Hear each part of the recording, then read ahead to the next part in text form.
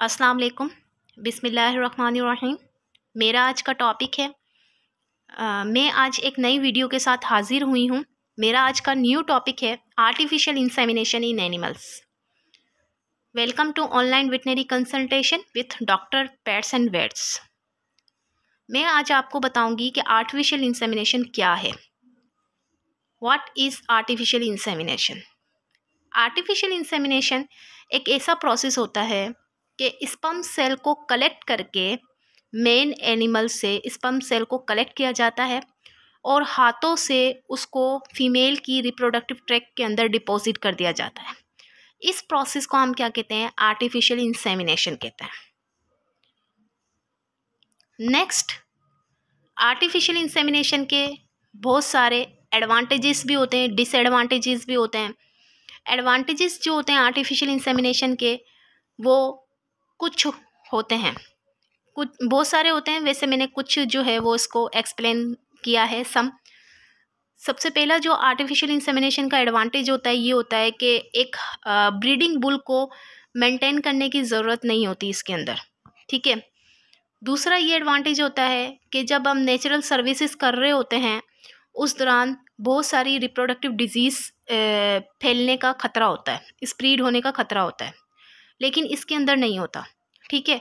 बहुत सारी जो रिप्रोडक्टिव डिजीज़ होती है जिसमें से कंटाजियस अबॉर्शन होता है, विब्रियोसिस होती है, उससे इस प्रोसेस के ज़रिए जो है वो बचा जा सकता है। ये इस प्रोसेस से जो है वो डिजीज़ नहीं फैलती, स्प्रेड नहीं होती। तीसरा ये होता है कि रेट ऑफ कंसप्शन जो होता है फीमेल एनिमल का, वो क्या हो जाता है? इंक्रीज़ हो जाता है। मैटिंग किसके मुकाबले में? मैटिंग जब हम करवाते हैं तो उसमें रेट ऑफ कंसप्शन क्या होता है? थोड़ा होता है, कम होता है, ज़्यादा नहीं होता, ठीक है। लेकिन रेट ऑफ कंसप्शन जो होता है वो इंक्रीज़ हो जाता है आर्टिफिशियल इंसेमिनेशन के थ्रू। चौथा ये होता है कि हमें मदद मिलती है एक अच्छा रिकॉर्ड बनाने में, ठीक है। ये तो एडवांटेज होते हो गए। डिसएडवांटेज क्या होते हैं आर्टिफिशियल इंसेमिनेशन के? सबसे पहले डिसएडवांटेज ये बताया गया है कि जब हम फॉर एग्ज़ाम्पल नेचुरल सर्विसेज करवाते हैं, नेचुरल मैटिंग करवाते हैं, तो उस दौरान ये होता है कि हमने जो है वो फीमेल एनिमल की हीट का पीरियड देखना है। जब फीमेल एनिमल हीट के अंदर आ गई, देन मेल को लाकर उसके अंदर उसके साथ उसको मैटिंग करवा दिया एक वक्त के साथ, तो ये टाइम थोड़ा कम लेता है। लेकिन आर्टिफिशियल इंसेमिनेशन का सबसे बड़ा डिसएडवांटेज ये होता है कि टाइम बहुत ज़्यादा लेता है। क्यों टाइम ज़्यादा लेता है? ज़ाहिर सी बात है, अगर आप एक आर्टिफिशियली प्रोसेस कर रहे हो तो उसको करने के लिए एक एग्जैक्ट मेथड चाहिए होता है। सबसे पहले आपने स्पर्म को कलेक्ट करना पड़ता है, सेमन को कलेक्ट करना पड़ता है। जब आप स्पर्म को कलेक्ट करते हो तो फिर देन उसके बाद उसको स्टोर करते हो, कलेक्ट करके स्टोर करते हो, और फिर देन उसके बाद उसकी क्वालिटी, क्वांटिटी और मोटिलिटी वगैरह सबको टेस्ट करते हो। फिर देन उसके बाद फिर वेट करते हो कि कब फीमेल हीट के अंदर आएगी। जब फीमेल हीट के अंदर आती है तब तक उसको वेट किया जाता है। फिर देन उसके बाद उसको आर्टिफिशियली इंसेमिनेशन मतलब प्रिपरेशन करना पड़ता है, सारी चीज़ों इक्विपमेंट वगैरह तैयार करने पड़ते हैं। देन उसके बाद रिप्रोडक्टिव ट्रैक फीमेल की इंसर्ट किया जाता है, डिपॉजिट किया जाता है। तो ये टाइम बहुत ज़्यादा लेता है। दूसरे नंबर पे इसको करने के लिए वेल ट्रेन ऑपरेशन की ज़रूरत होती है, स्पेशल इक्विपमेंट की ज़रूरत होती है।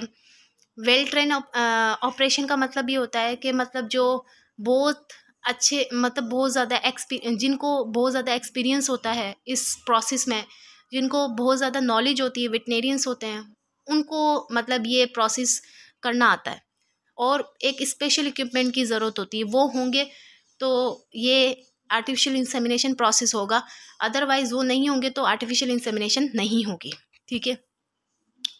तीसरा ये होता है कि जब हम आर्टिफिशियल इंसेमिनेशन एक बार प्रोसेस कर लिया, उसके बाद हमने क्या करना है, उस इक्विपमेंट की क्लीनिंग करनी है, सैनिटरी कंडीशन का ख्याल रखना है। अगर उनका ख्याल नहीं रखा, उनको क्लीन करके नहीं रखा, तो उसमें क्या होती है, कंटामिनेशन हो जाती है बैक्टीरिया की, जो कि रिप्रोडक्टिव ट्रैक मतलब रिप्रोडक्टिव डिजीज़ काज करते हैं, और जिससे फर्टिलिटी उस फीमेल एनिमल की क्या हो जाती है, लो हो जाती है। चौथे नंबर पे ये होता है कि जो बुल्स मार्केट के लिए मौजूद होती हैं, फॉर एग्ज़ाम्पल जैसे कि ऐसी बुल्स जिसका वेट बहुत ज़्यादा होता है, जो मीट की क्वालिटी बहुत ज़्यादा होती है, और वो मार्केट में जो है वो सेल आउट किया जाता है और मार्केट में उनकी वैल्यू बहुत ज़्यादा होती है और ऐसे फाइनेंशियल सपोर्ट हमें मिलती है, फाइनेंशियल बेनिफिट हमें मिलता है। तो वो उसकी जो मतलब वो रिड्यूस हो जाते हैं, वो कम हो जाते हैं, जबकि सुपीरियर बुल जो होती है वो इंक्रीज़ हो जाती है। सुपीरियर बुल किसको कहा जाता है? जो मतलब जो कि सिर्फ़ और सिर्फ जेनेटिक्स के तौर पर इस्तेमाल किया जाता है, अदरवाइज़ मीट पर्पस के तौर पे इस्तेमाल नहीं किया जाता, वो ज़्यादा हो जाती हैं और जो मीट वाली जो बुल्स होती हैं वो कम हो जाती हैं। तीसरा नेक्स्ट में ये बताया हुआ है कि सेमन कलेक्शन मेथड। सबसे पहले आर्टिफिशियल इंसेमिनेशन को करने के लिए आपने सेमन को कलेक्ट करना पड़ता है। तो आप सेमन को कलेक्ट कैसे करोगे, उसका मेथड क्या होते हैं, क्या क्या होते हैं, वो तीन मैंने ये एक्सप्लेन किए हैं। देयर आर 3 कॉमन मेथड्स होते हैं। नंबर 1 पे आर्टिफिशियल विजाइनल मेथड होता है, नंबर 2 पे इलेक्ट्रोस्टिमुलेशन मेथड होता है, नंबर 3 पे बाय मसाजिंग मेथड होता है। आर्टिफिशियल विजाइनल मेथड में आपको आगे एक्सप्लेन करूँगी, बाकी ये 2 जो मेथड होते हैं वो मैं इधर ही आपको एक्सप्लेन कर देती हूँ। इलेक्ट्रोस्टिमुलेशन मेथड क्या होता है? इलेक्ट्रोस्टिमुलेशन मेथड ये होता है कि जो इलेक्ट्रिकल एक डिवाइस होती है हमारे पास, वो हम क्या करते हैं, रेक्टम के मतलब जो रेक्टम के ज़रिए उसको प्रोस्टेट ग्लैंड की तरफ रीच किया जाता है। जब वो प्रोस्टेट ग्लैंड के अंदर पहुंचती है वो इलेक्ट्रिकल डिवाइस, तो वो इलेक्ट्रिकल करंट को प्रोड्यूस होता है उसके अंदर। जब इलेक्ट्रिकल करंट उस प्रोस्टेट ग्लैंड को मतलब लगता है, तो उसमें प्रोस्टेट ग्लैंड क्या करता है, एक इलेक्ट्रिकल मतलब उसके अंदर जो नर्व्स होती हैं वो क्या करती हैं, न्यूरोट्रांसमीटर को क्या करते हैं, रिलीज़ करते हैं। न्यूरोट्रांसमीटर जैसे रिलीज़ होते हैं उस प्रोस्टेट ग्लैंड में, तो जो नर्व्स होती हैं ट्रांसमीटर को रिलीज़ करते हैं, तो एक्शन पोटेंशियल जनरेट होता है। जब एक्शन पोटेंशियल जनरेट होता है ना, तो उसमें जो न्यूरॉन्स होते हैं, जो मसल्स होते हैं, वो क्या हो जाते हैं, उसके एक्टिव हो जाते हैं और एकदम से सीमन की क्या हो जाती है, सिक्रेशन हो जाती है और सीमन क्या हो जाता है, प्रोड्यूस हो जाता है। सीमन सेमिनल वेजिकल फ्लूइड जो होता है वो निकल जाता है। ठीक है, ये तो क्या हो गया, इलेक्ट्रो स्टिमुलेशन मेथड हो गया। नंबर 3 पे क्या होता है, मसाजिंग मेथड। मसाजिंग मेथड में आपको ये बताऊंगी कि 1925 में मिलर और इवांस 1934 में मिलर और इवांस एक साइंटिस्ट थे। ये 2 साइंटिस्ट थे, इन्होंने डिस्क्राइब किया था मसाजिंग मेथड। मसाजिंग मेथड उसने क्या डिस्क्राइब किया कि एक तो मसाजिंग मेथड ये होता है कि रेक्टम के ज़रिए जो है वो सेमिनल वेजिकल और जो एम्पुलाए होते हैं उनको मसाज किया जाता है रेक्टम के ज़रिए।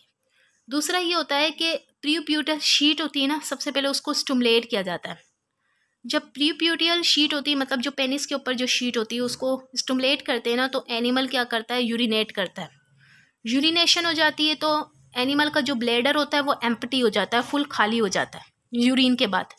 फिर देन उस पेनिस को क्या किया जाता है, जो सेमिनल वेजिकल होते हैं, जो प्रोस्टेट होती हैं, कॉपर्स ग्लैंड होती हैं, 3 ग्लैंड होती है, उसके ऊपर मसाज किया जाता है।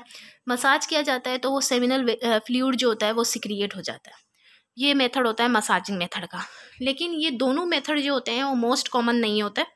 सबसे मोस्ट कॉमन जो मेथड होता है, जो यूज़फुल होने वाला मेथड होता है, वो आर्टिफिशियल विजाइनल मेथड होता है।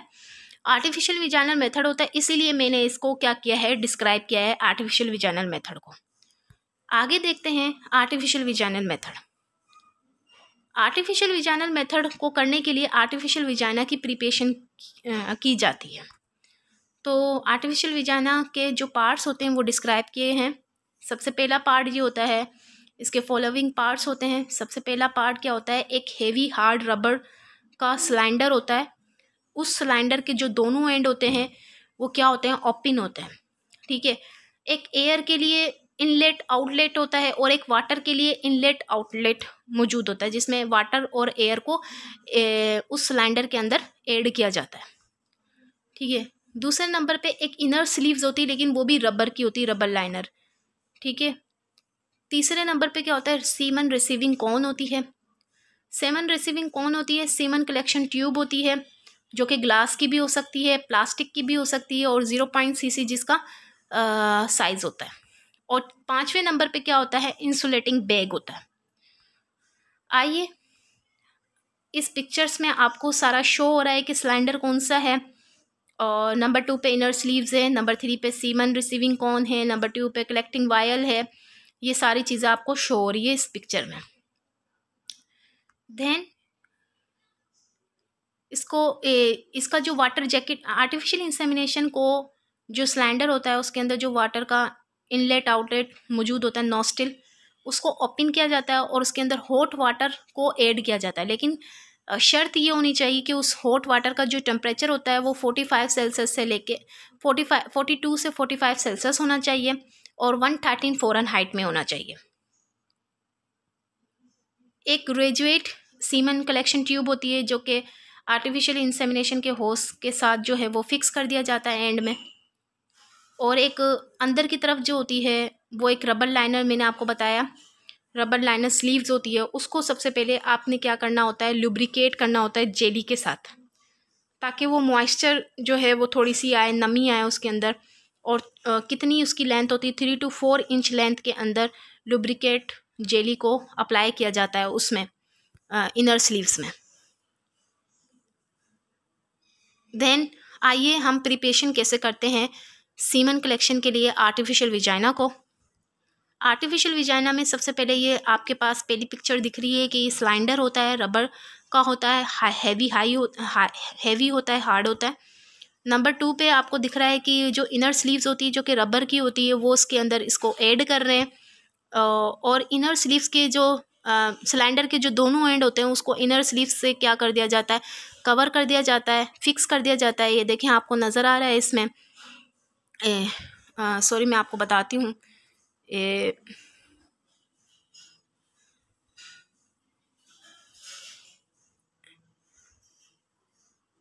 इसमें नज़र आ रहा है आपको। देन उसके बाद ये जो वाटर का इनलेट आउटलेट होता है, वाटर के इनलेट को, नॉस्टिल को ओपन किया जाता है, उसमें हॉट वाटर को ऐड किया जाता है। शर्त ये होनी चाहिए कि हॉट वाटर का जो टेम्परेचर होता है वो 45 होना चाहिए सेल्सियस में। देन उसके बाद एयर के इनलेट्स में हमने क्या किया है, एयर को जो है वो सिलेंडर के अंदर ऐड किया है। देन एयर भी आ गई, वाटर भी आ गया। उसके बाद आपने क्या करना है, उस एक लुब्रिकेट जेली होती है, उसके बाद उसने टेम्परेचर को चेक करना है। ठीक है, टेम्परेचर को चेक करना है।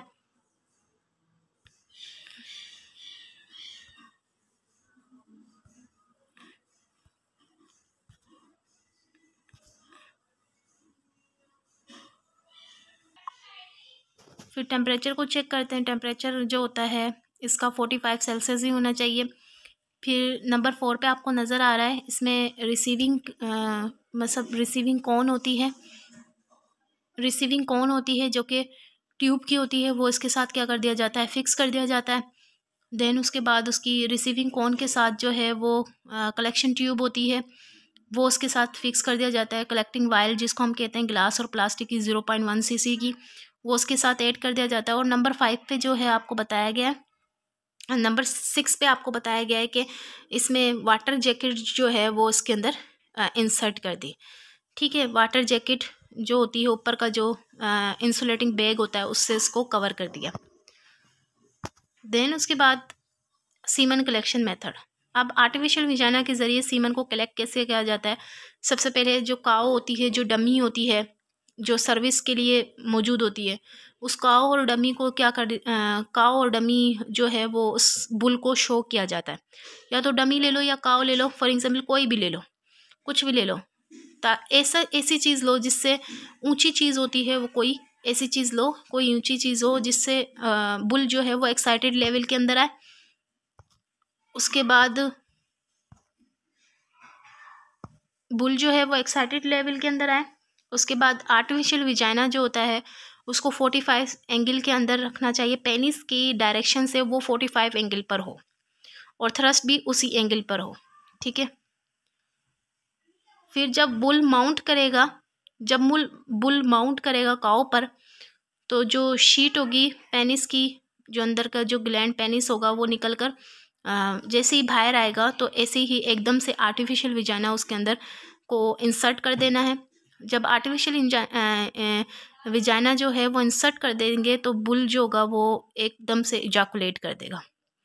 ठीक है, उसको ऐसा इजाकुलेट कर देगा। ये था पीपीटी का एंड।